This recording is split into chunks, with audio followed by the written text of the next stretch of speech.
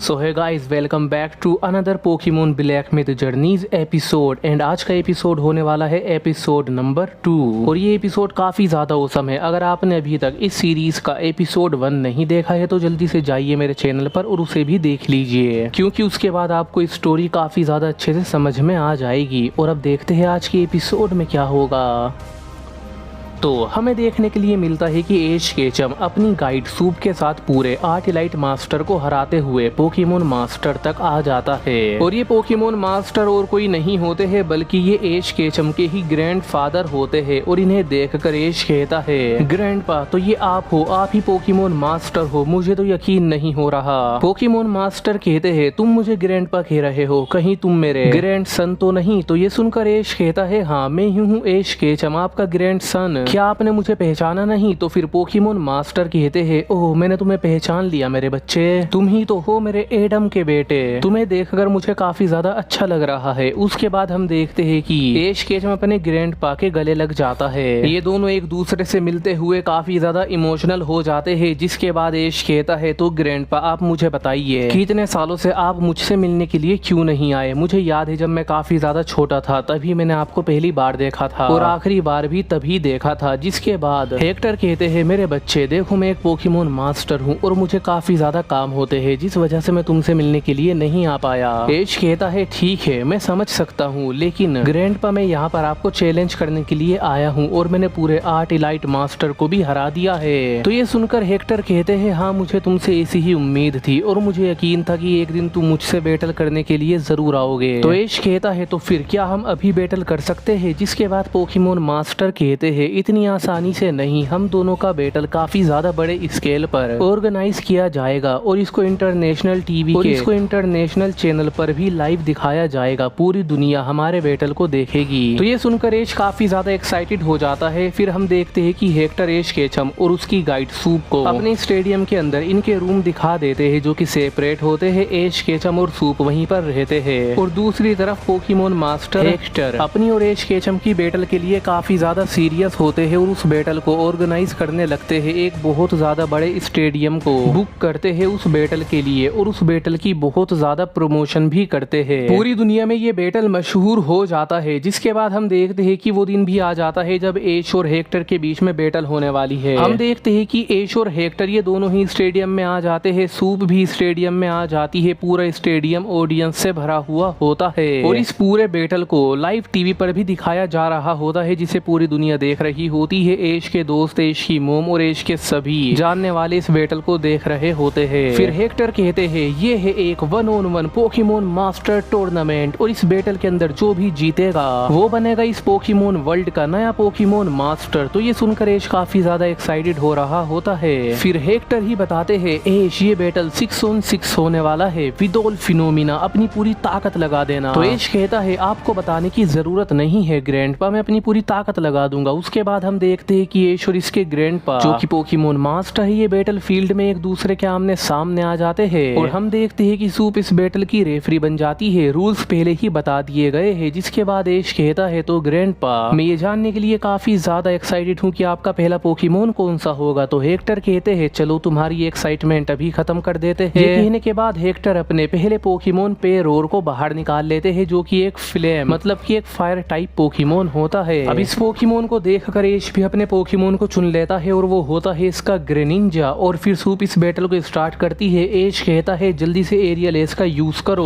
तो इसे देखकर हेक्टर भी कहते हैं, जल्दी से पेरोर तुम भी अपने एरियल एस का यूज करो। तो एकदम पेरोर भी एरियल एस करता है विद फ्लेम। दोनों पोकेमोन की स्पीड काफी ज्यादा अच्छी होती है। दोनों पोकेमोन एक दूसरे को मार देते हैं, टकरा जाते हैं एक दूसरे से, अपने अपने अटैक से डैमेज कर देते हैं। फिर हेक्टर कहते हैं, जल्दी से पेरोर अपने फ्लेम थ्रोर का यूज करो। तो एकदम पेरोर अपने फ्लेम थ्रोर का यूज कर देता है। इसके बदले में एश कहता है, जल्दी से हाइड्रो पंप का यूज करो। तो एकदम ग्रेनिंजा हाइड्रो पंप का यूज करके इस अटैक को ब्लॉक कर देता है। ब्लॉक करने के बाद यहाँ पर काफी ज्यादा बड़ा एक्सप्लोजन होता है और फिर एश अपने ग्रेनिंजा को बॉन्ड इवॉल्व कर देता है। बॉन्ड एवोल्यूशन को देखकर हेक्टर काफी ज्यादा इंप्रेस हो जाते हैं और कहते हैं, ये एवोल्यूशन काफी ज्यादा स्पेशल है और कहते हैं इसका सामना करने के लिए मैं तैयार हूँ और अपने पेरोर को मेगा इवॉल्व कर देते हैं। मेगा इवॉल्व होने के बाद पेरोर काफी ज्यादा डेंजरस और स्ट्रॉन्ग बन जाता है और फिर कहते हैं जल्दी से ओवर हीट का यूज करो, तो एकदम पेरोर अपनी ओवर हीट का यूज कर देता है। इसे रोकने के लिए एश कहता है ग्रेनिंजा अपने कट का यूज करो, तो ग्रेनिंजा अपने कट का यूज करके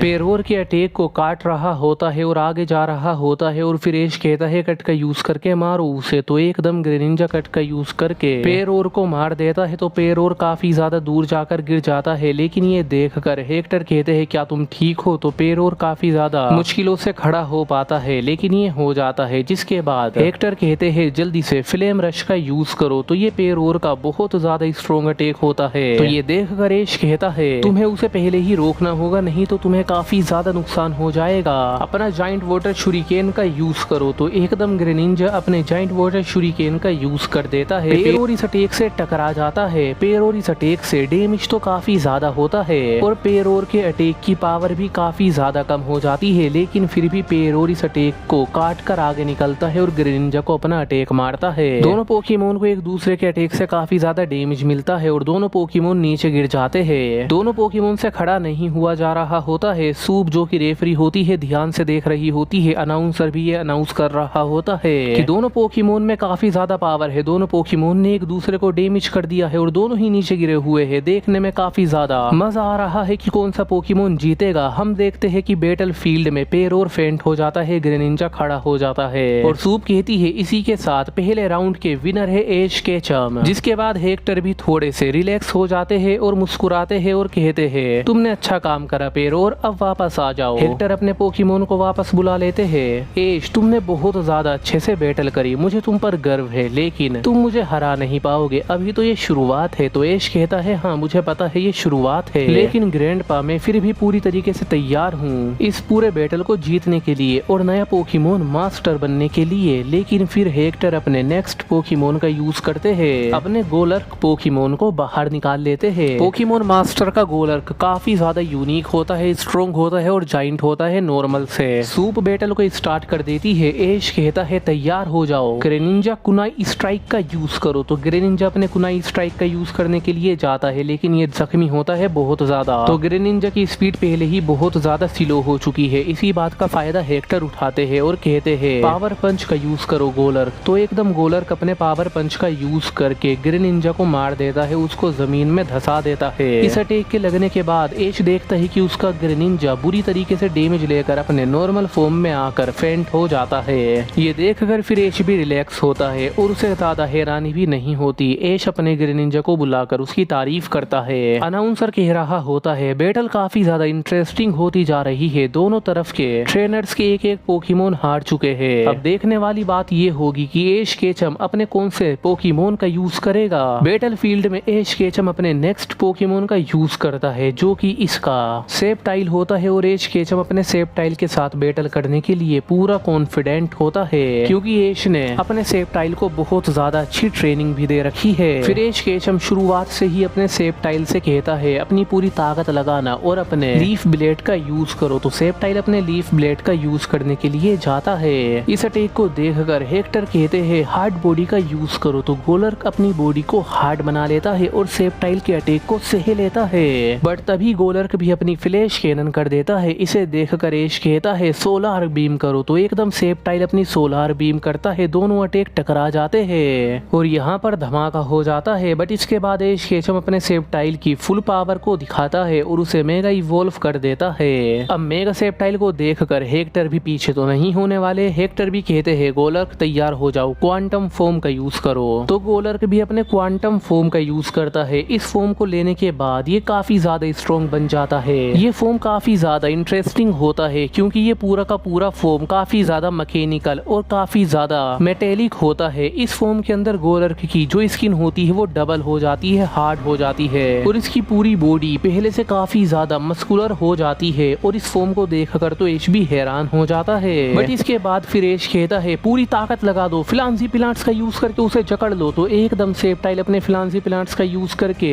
क्वांटम गोलर्क को जकड़ने की कोशिश करता है, लेकिन वो अपनी मस्कुलर बॉडी का यूज करके उसे तोड़ देता है, उसके फिलांसी प्लांट्स को तोड़ देता है। और फिर हेक्टर कहते हैं खत्म करो उसे, हाइपर बीम का यूज करो। तो एकदम गोलर्क हाइपर बीम बनाने लगता है। इसे देखकर फिर एश कहता है तुम भी तैयार हो जाओ, तुम भी हाइपर बीम करो। तो सेप्टाइल भी अपनी हाइपर पर बीम बनाकर कर देता है, गोलर्क भी कर देता है। दोनों पोकेमोन के अटैक में टकराव हो जाता है। दोनों पोकेमोन अपनी पूरी ताकत लगाते हैं तो दोनों पोकेमोन को ही एक दूसरे के अटैक लग जाते हैं और काफी ज्यादा बड़ा ब्लास्ट हो जाता है। अनाउंसर कहता है ये तो कमाल है, दोनों पोकेमोन की ताकत लाजवाब है, पूरा स्टेडियम हिल चुका है। बैटल फील्ड में एश और हेक्टर दोनों बैटल के रिजल्ट को देखने के लिए एक्साइटेड होते हैं।